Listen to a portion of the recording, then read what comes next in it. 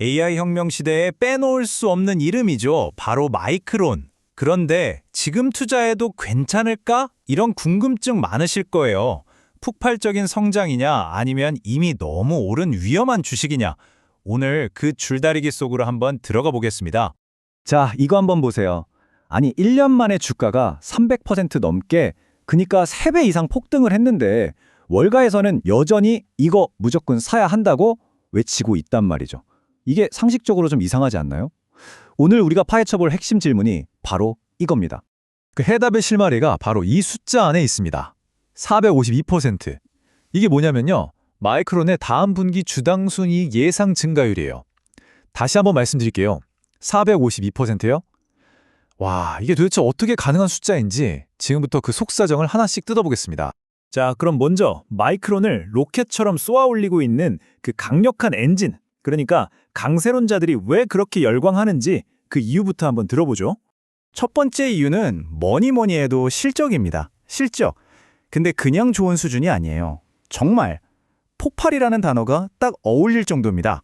자, 이걸 좀 보세요. 무려 11분기 연속으로 시장 예상을 그냥 가뿐하게 뛰어넘었어요. 이걸 어닝 서프라이즈라고 하죠. 근데 이게 끝이 아닙니다. 최근 석 달 동안에만 월가 애널리스트들이 이익 전망을 23번이나 올렸어요. 단 한 번도 내린 적이 없고요. 그리고 진짜 하이라이트는 이겁니다. 앞으로 딱 한 분기, 그러니까 3개월 동안 버는 돈이 작년 1년 내내 번 돈보다 많을 거라는 거예요. 정말 대단하죠? 아니, 주가는 이렇게 오르고 이익은 폭발하는데 그런데도 여전히 싸다? 이런 주장이 계속 나와요. 솔직히 좀 믿기 어렵잖아요. 근데 더 재밌는 건 실제 데이터, 그러니까 밸류에이션 지표를 보면 이 말이 틀린 말이 아니라는 겁니다. 자, 이 차트를 한번 같이 보시죠. 우리가 흔히 말하는 선행 PER, 그러니까 앞으로 벌어들일 이익 대비 주가가 얼마나 비싼지를 보는 건데요. 마이크론이 고작 12배 정도입니다. 이게 얼마나 낮은 거냐면요. 같은 반도체 업종 평균이 22배거든요. 거의 절반이죠. 심지어 대표적인 AI 주식인 AMD랑 비교하면 이건 뭐 3분의 1 토막 수준입니다. 이 정도 성장세의 이 밸류에이션이라니 놀랍죠? 근데 여기서 끝이 아니에요. 더 극적인 지표가 있습니다. 바로 PEG라는 건데요. 이건 성장성까지 감안해서 주가가 싼지 비싼지를 보는 거예요.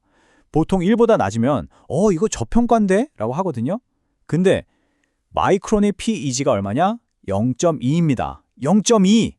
이건 뭐냐면 주가가 오르는 속도보다 이익이 늘어나는 속도가 훨씬 더 빠르다는 아주 강력한 증거인 셈이죠. 자, 강세론의 마지막 퍼즐 조각은 바로 경제적 해자입니다. 성주별에 깊은 강을 파서 아무나 못 쳐들어오게 막는 것처럼 마이크론이 AI 시대에 아무도 따라올 수 없는 자신만의 성을 어떻게 짓고 있는지 한번 들여다보죠. 핵심은 크게 세 가지로 볼 수 있어요. 첫 번째는 말 그대로 터져나가는 AI 수요입니다. 여러분, 챗GPT 같은 AI를 돌리려면 엄청난 양의 데이터가 필요하잖아요. 그걸 초고속으로 처리해주는 게 바로 마이크론의 HBM, 고대역폭 메모리입니다. 이건 뭐 없어서 못 팔 정도예요. 두 번째는 바로 이 수요를 감당할 수 있는 세계 최고 수준의 기술력이고요. 마지막으로 반도체 장비 끝판왕인 어플라이드 머티리얼즈랑 손잡고 기술 격차를 더 벌이고 있다는 점도 빼놓을 수 없죠. 자, 이렇게 로켓이 솟구칠 일만 남은 것 같지만 모든 로켓은 결국 중력의 영향을 받게 마련이죠. 이제는 이 마이크론이라는 로켓을 아래로 끌어당길 수 있는 힘, 즉 약세론자들의 목소리에도 귀를 기울여 볼 시간입니다. 이렇게 좋은 이야기만 가득한데 도대체 뭘 걱정해야 할까요? 이 질주에 브레이크를 걸 수도 있는 위험 요인들은 과연 무엇일지 하나씩 따져보겠습니다. 리스크는 크게 4가지 정도로 정리해 볼 수 있어요. 첫 번째, 내부자 매도.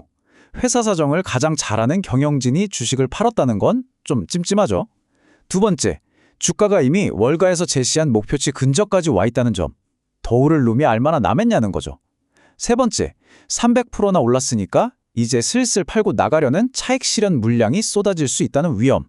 그리고 마지막으로 항상 존재하는 지정학적 리스크 같은 외부 변수들입니다. 자, 지금까지 로켓을 쏘아 올리려는 쪽과 그걸 다시 끌어내리려는 쪽, 양쪽의 이야기를 모두 들어봤습니다. 그럼 이제 이 주장들을 한자리에 모아놓고 정면으로 비교해 볼까요? 결국 이 싸움입니다. 한쪽에는 그 누구도 부정하기 힘든 펀더멘털, 그러니까 폭발적인 이익 성장, 말도 안 되는 저평가, 강력한 기술력이 버티고 있고요. 다른 한쪽에는 시장 심리, 즉 내부자 매도나 차익 실현 같은 불안감이 도사리고 있는 거죠. 펀더멘털이냐, 심리냐, 이 둘의 힘겨루기라고 볼 수 있겠습니다. 결국 남는 질문은 이겁니다.